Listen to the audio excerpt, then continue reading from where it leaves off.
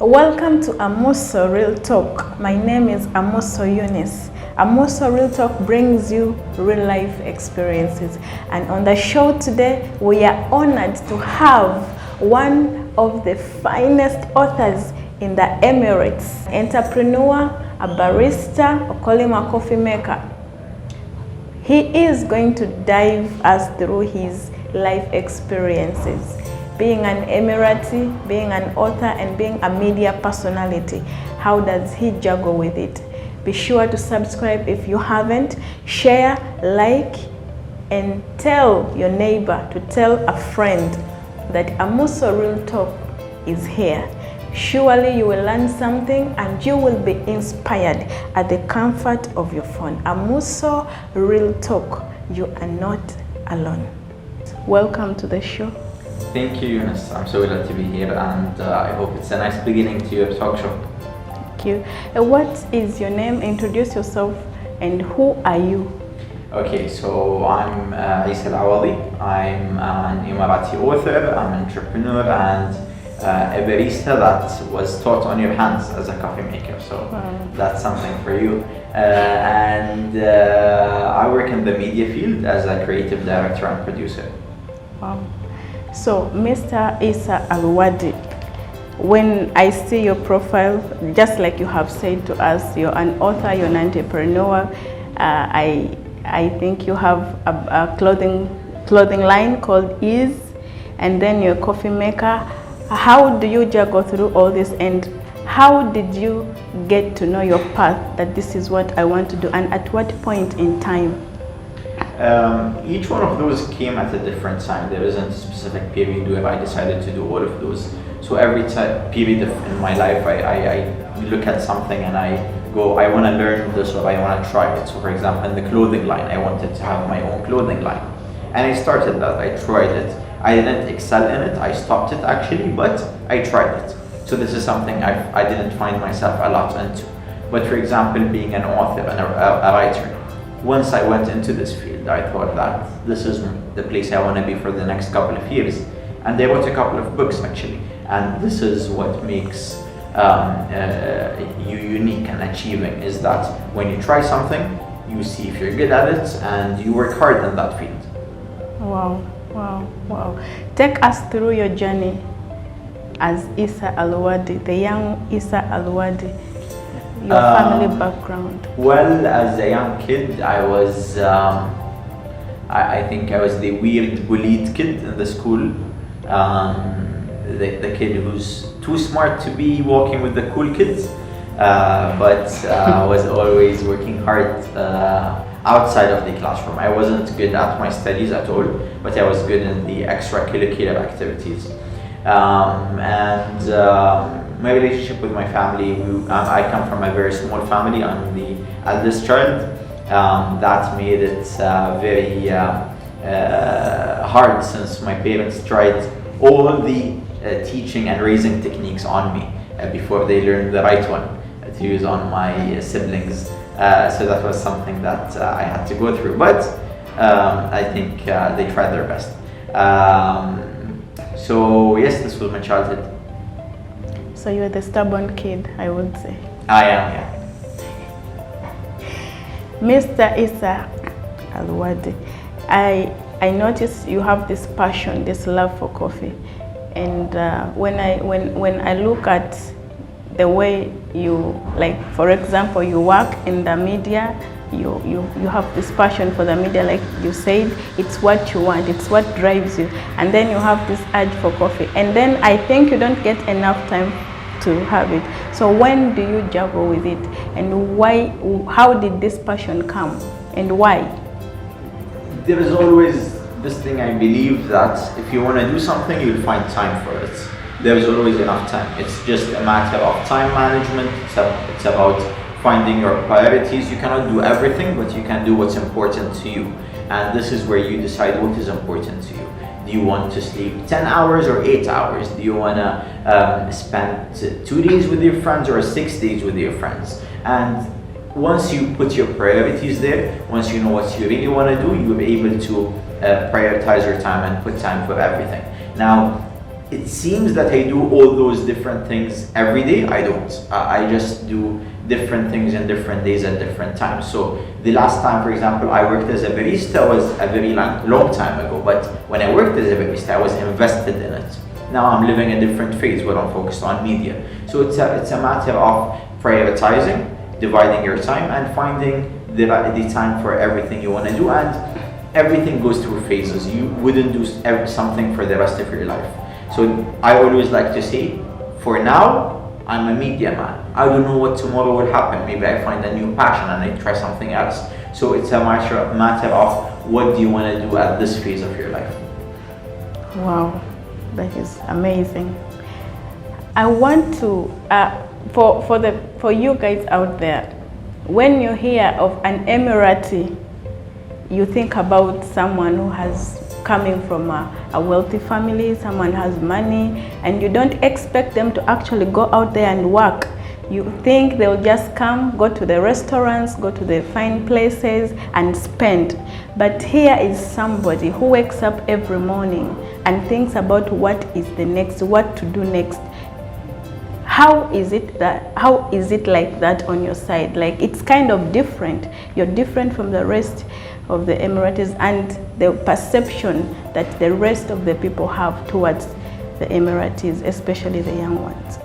Okay, so I think the stereotype that's out there about Emiratis is, I understand why it's out there, I see why it's out there, but I think there's a lot of reasons to it. Now, the Emirates is a very young country, it's only 50 years old, and this country was created because of the discovery of oil. So we are a rich country, we are a very small community, we're only like 1.2 million Emiratis. So naturally we would be all coming from medium and high income levels. But what's changing now is that this perception is changing. People are starting to understand that at some point this given wealth to us will suddenly not be there. We will have to work on our own to make our own living. There are many Emiratis out there making their own living. It's just that the stereotype that's out there, the people we usually see on the streets in the cities are the ones who you feel that they're getting their wealth directly to them and they don't have to work for it. Now there is another point to it where until a very soon time, we have all been as Emiratis working in high-level jobs as CEOs, managers. We were not people who have had to go and work with our hands. But this is slowly changing. Sheikh Mohammed bin Zayed a couple of years ago went out and said, I don't want people to come here and see our buildings, our money. I want people to come here and find you Emiratis working with your hands. He said it is not shameful for an Emirati to work as a taxi driver or to work as a waiter, etc. And it's only a matter of time before people start realizing this, before they start doing it, and before the community starts to accept it. So it's a matter of time. The good thing is starting to change. I think I'm part of the change. So yeah, let's hope it happens quickly. Wow, absolutely. He is part of that project.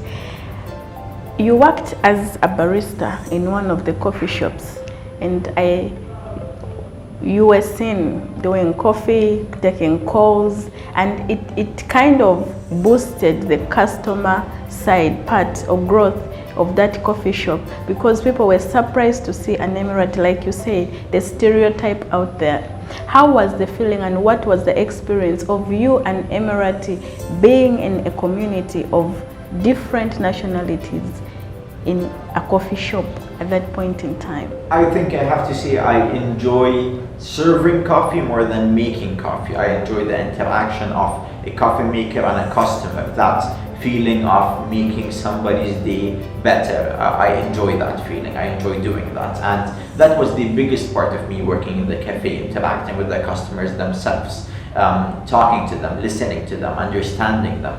And this is what the customers enjoyed the most. I think when you have somebody that you can relate to serving you, you know you have a connection with them. You you feel safer, you feel happier, etc. And all those things are the things that made people come more than once for coffee. I don't think it was the quality of the coffee I made as much as it was the serving of the coffee by an Emirati person. And the experience was amusing, it was exciting. And a big part of it was, as you said, people not being used to seeing an Emirati working as a barista, but they were also very supporting, very proud, very happy, and that is the important part. I think the accepting of that is the important part. Yeah, that was really very important, and I think the Emiratis out there learned something from that experience. I hope, yes. And I know that is why you're out there. And also I would like to ask about, we go back to you as an author. What drives you and what kind of books do you write? Do you write about life? What is it that drives you to write a specific book? Okay, so I write because I want to influence. I want to give a specific feeling to a person. I want him to smile, to cry, to laugh. I want them to be influenced by what I write. I want to drive a specific feeling in them, and that feeling is different on every page, on every chapter. And I think this is the main reason that makes me do everything that I do.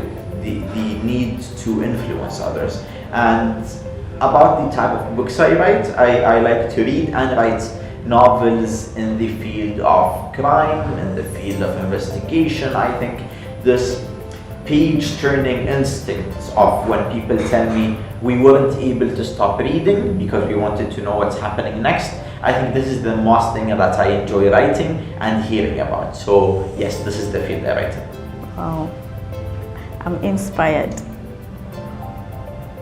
What motivates you? What motivates me? People's reactions and comments to the things I do. I think I always work hard imagining and thinking about the feedback I'm gonna get.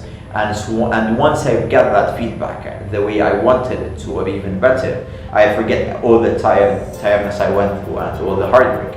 And I think this is the biggest thing that motivates me, the people's comments, the people's feedback, the words that assure you that you have done your job correctly. I think this is the most thing that motivates me in this field. What message do you have for a young person out there of your age bracket that thinks that he needs or she needs to have a certain or perhaps amount of money to start up something or to chase their dream? What message would you have for them? I think it is about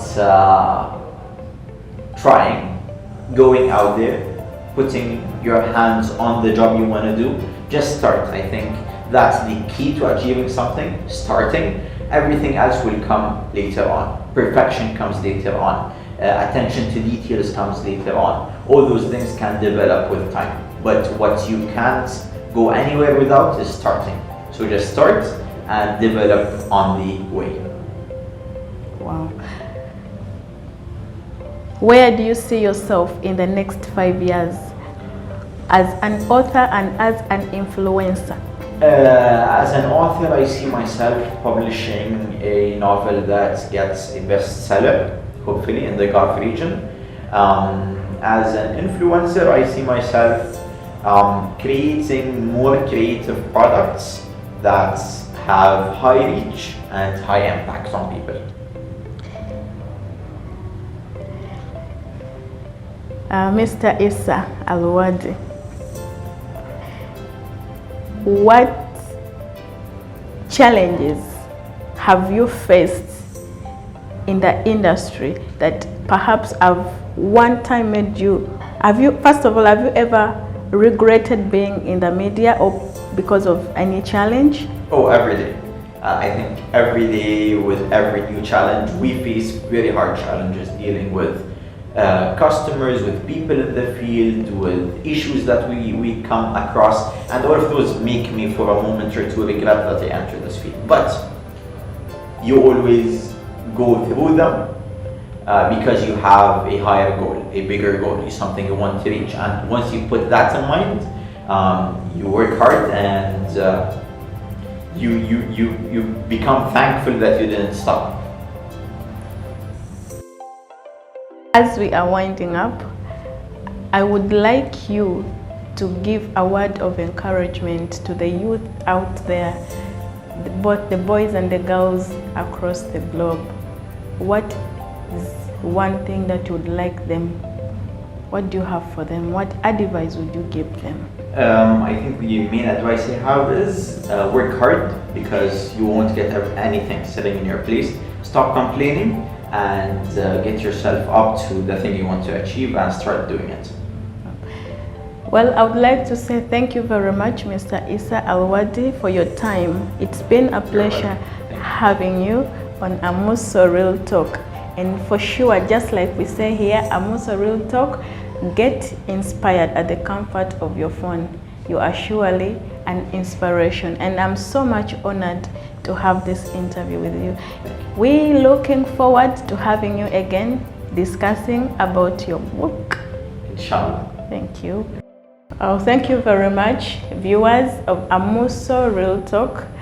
I believe that you were inspired and you have surely learned something. Whatever you're going through, you're not alone.